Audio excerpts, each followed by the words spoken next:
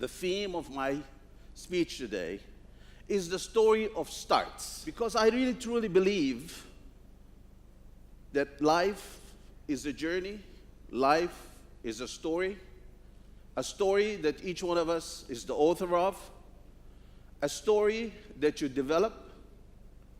It's personal, it's yours, and you are in the driver's seat. So what I'm about to share with you is really a personal perspective. I'm not a consultant. I'm not giving you solutions. I hope to provoke you. I hope to give you one or two things that you'll take away. And believe me, what I'm about to share with you comes as a result of more than 40 years of experience. But I'm still a very young man. Make no mistake. My previous speakers this morning, if you really think about what they talked about and what life is all about, it's all about change. If you just watch your watch, something that you look at, probably the most thing you watch during the day, every tick of a second, that is change. Whether you like it or not, change is happening. Change is beyond you. Change is critical. Change, in my opinion, is the oxygen of growth. Think about it for a minute. When all of us were born the first day, from that second onwards, up to this moment, what are we experiencing? Change. Change is here to stay, and change is actually a good thing. Change is a great thing. Change is growth. I call it the oxygen of growth. However, how do we deal with change? Please think with me. Please reflect on what I'm saying. Think about how each one of us is dealing with change. Now that we know, you cannot stop it. You cannot even change its course. It happens. How do you deal with it? As I said, story of it starts, you are the author. Story of life, you are in the driver's seat. You have the choice. However, the frog is a very interesting creature, a beautiful one. That one that chooses to stay in its comfort zone. If you take a frog and you put it in boiling water, it's going to jump right back. Yes? But if you turn the heat gently and slowly, unfortunately, this creature dies. It stays within its comfort zone to its own detriment. Do you know of examples where people boiled themselves to death by not responding to change? Think about it. There's another example. You can be an ostrich. The ostrich, by the way, travels at speeds that nobody can believe. It clocks tens and tens of miles per hour. It runs fast. It's a very, very strong bird. If this bird were to kick you, you're dead. It is so powerful and it's so sharp. Nonetheless, it is very apathetic about change. It chooses to put its head in the sand and pretend like nothing is happening. It pretends like it is somewhere else. It is somebody else's problem. But what's actually happening, the fire behind it is going to consume it soon. But nonetheless, she doesn't care. You can be the third option, which is the caterpillar.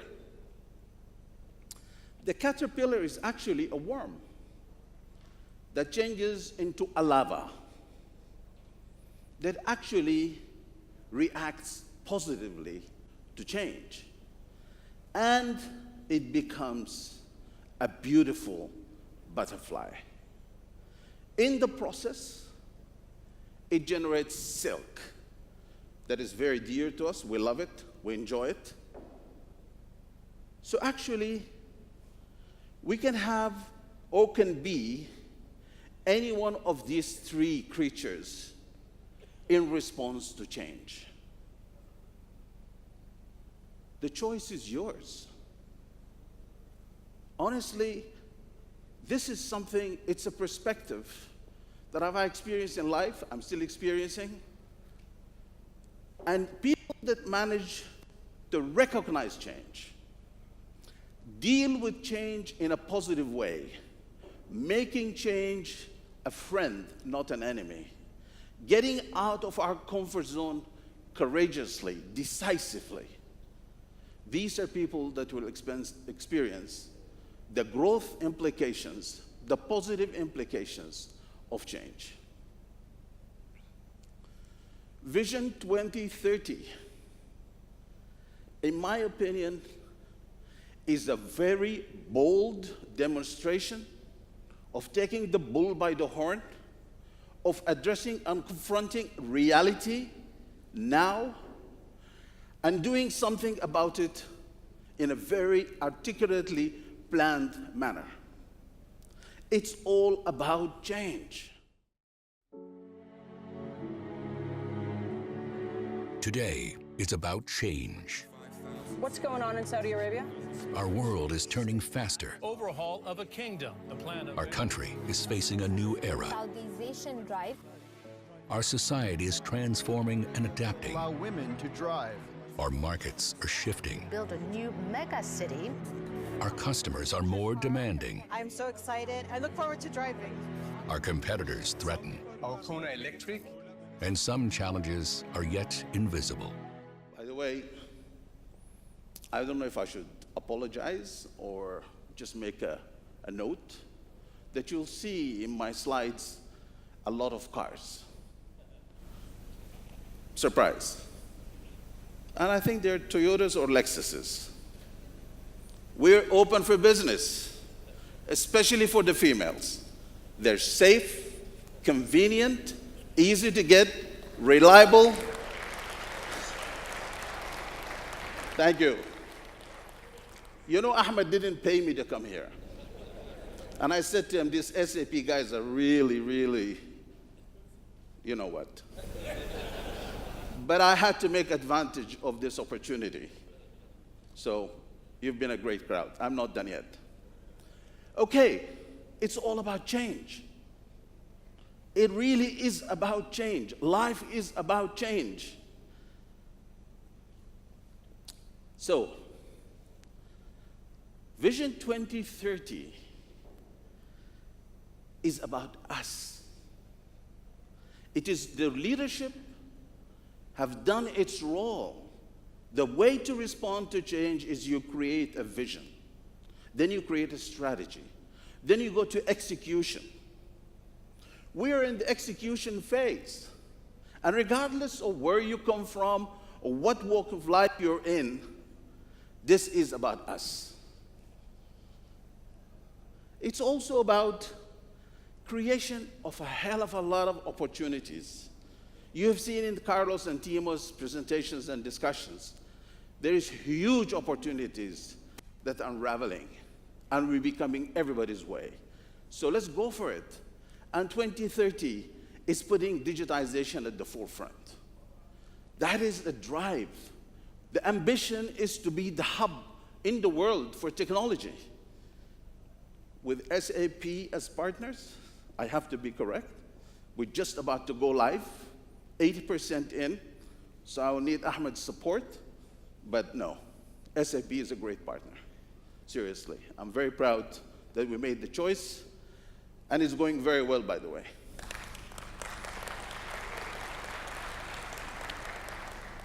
Now, as part of change,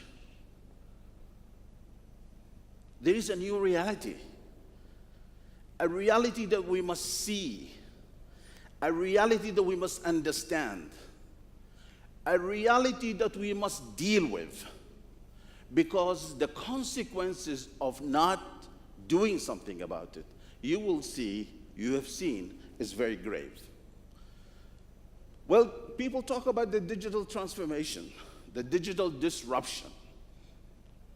The older guys in the room would probably talk and remember about the Industrial Revolution. The impact of digital disruption dwarfs the Industrial Revolution many folds. Why? Look at this. Only 15 years ago, 16 years ago, of the top 5 players in the world by market cap, and for the detectors of contradiction, I don't care how you look at it. Measure it any way you want. But today, the big players in the world, the guys that have made it to the top, are all from the digital space, the high-tech companies. You have to ask yourself the question, what happened to the others? Where did they go? I call it the corporate symmetry. The corporate symmetry. You will hear far more bankruptcies with organizations that failed to respond to change. Look what happened in startups. They came from nowhere, and you all know about these guys. They are now the biggest players in their domain, and they are much smarter because they're not investing a dime in their industry.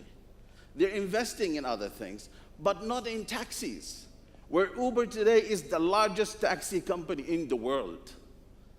The legacies have got to be worried. They've got to be scared.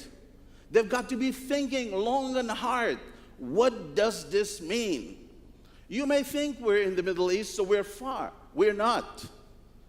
These guys will eat your lunch. There are many young and bright guys today that are working on startups. Believe you me, they're going to be big soon. Kareem is a great example. So innovation is here. Innovation is tremendous opportunities. Please make it your game and make it your advantage. This is a simple slide, but very profound in its thinking. This slide is my slide. It came as a result of asking why. Why is it not happening? I've been trying to digitize at ALJ, and I'm not making the progress I would like to. I figured out it's actually about a new business model. There are 2 players, if I can just say. The legacy companies, where most of the people in the room will belong to it, I expect. And there are the high-tech digital companies. Look at the way these guys look at their business. The legacy companies, I'm sure you all experience that. If you have a new project, if you have a new idea, a new investment, you have to have a feasibility study. No feasibility study, no discussion. You would not be on the agenda.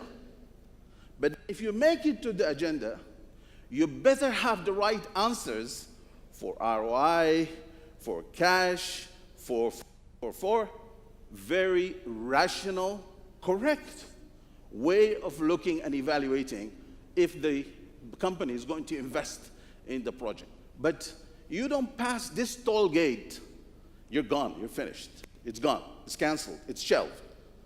Now, after you have done that, then they start thinking about the customer experience. it is an afterthought. It is things where now the trendy guys who were trying to be, the big corporations, they started introducing the NPS, Net Promoter Score. Is a measurement to see how well are you serving your customer. Whereas the digital guys, all they think about is a unique solution to solve and address a customer experience.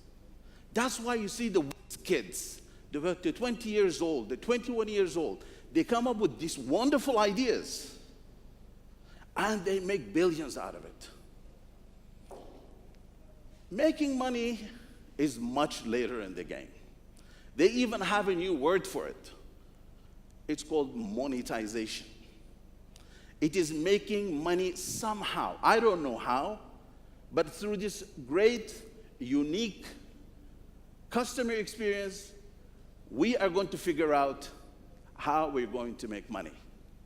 Classic example is up till today, some of the biggest and the greatest, Amazon, they're still not making the kind of money that would reflect and would be accepted by the legacy of today. I believe that this digital business model, as it stands today, is another big bubble in the making. You remember the dot-coms bubble that burst? This is another huge bubble because the fundamental of economics are not right. Maybe I'm still talking like an old man, but I truly believe that you put money to make money. So one of these days, this is going to change.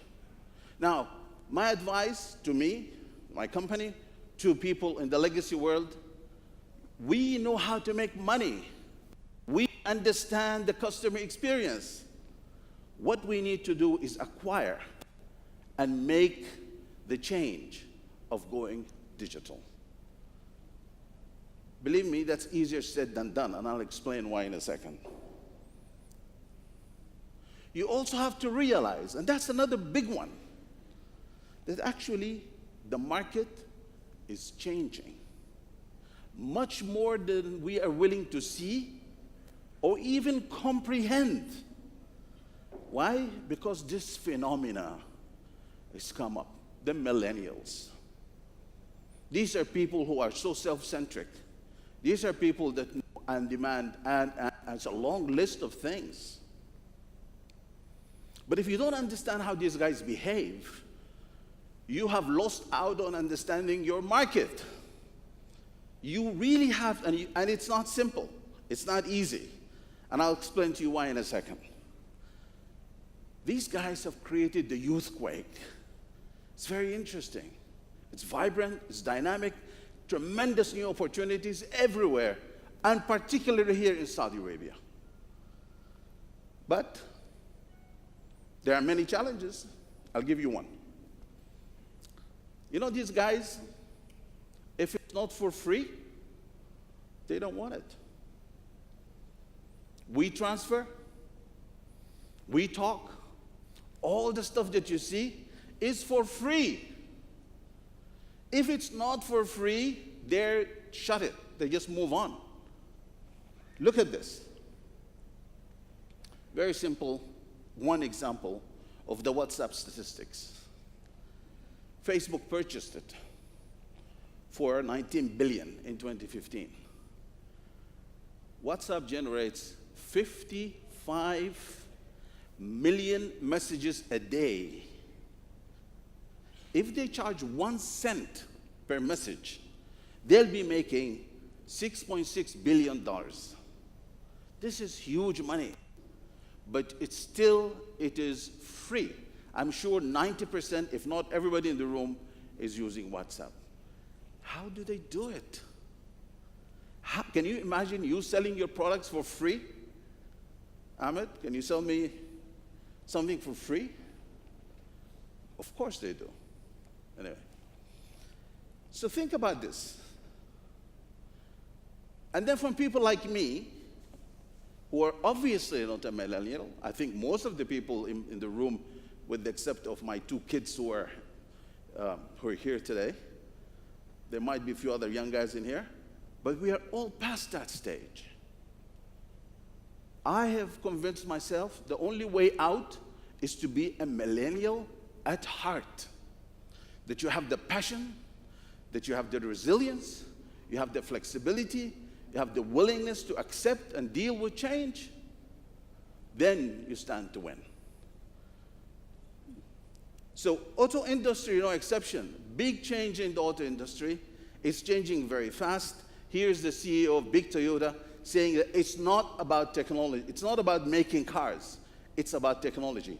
Only a few months after he said that, Google released the first autonomous car. So Google now is in the auto business. Very strange, right? How do you win? I like to leave you with a few notes, a few things just to think, food for thought, nothing more. The boardrooms have got to be politically correct, and they have to be right. So they talk about disruption. They talk about, let's reinvent ourselves. It is on the agenda of board meetings. They talk about, let's rush and employ or engage a technology consultant. Wrong. They're putting the cart in front of the horse. They're going thinking that they'll find a solution, but that's completely wrong. Because the first thing they must address is human resources and the human capital first. Believe me, you'll be wasting your money. You'll be doing all sorts of wrong things if you try to buy technology without being ready for it.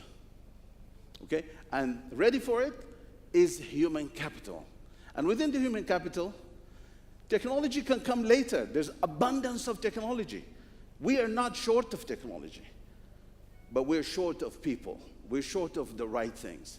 I offer to you 4 things that you have to look at when it comes to successful implementations dealing with the human resources challenge. Number 1, talent.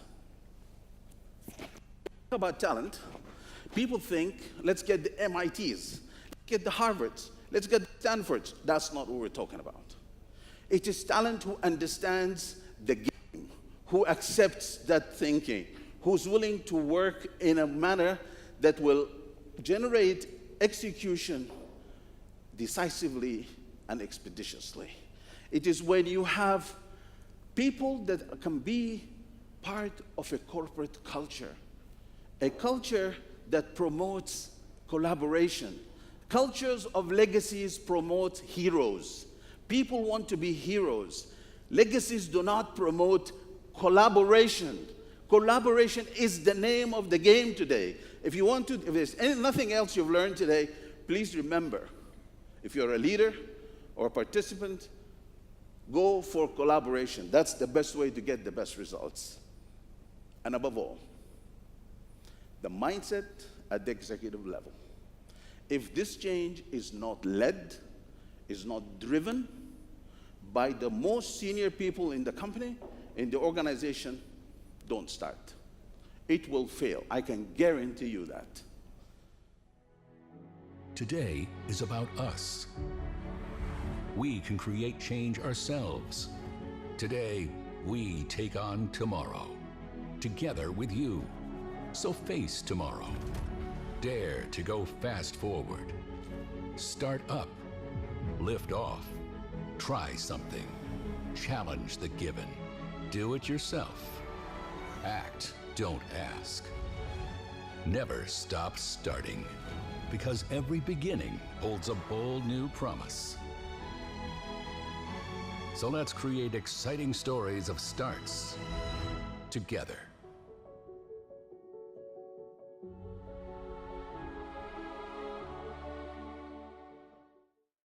Please create your own story of starts. Please take control over your life and your destiny. Please start again and again and again. And please take on tomorrow. Vision 2030 is all about taking on tomorrow. It is opportunity for everybody. Remember, you have a choice.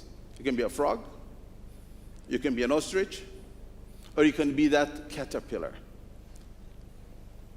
Thank you.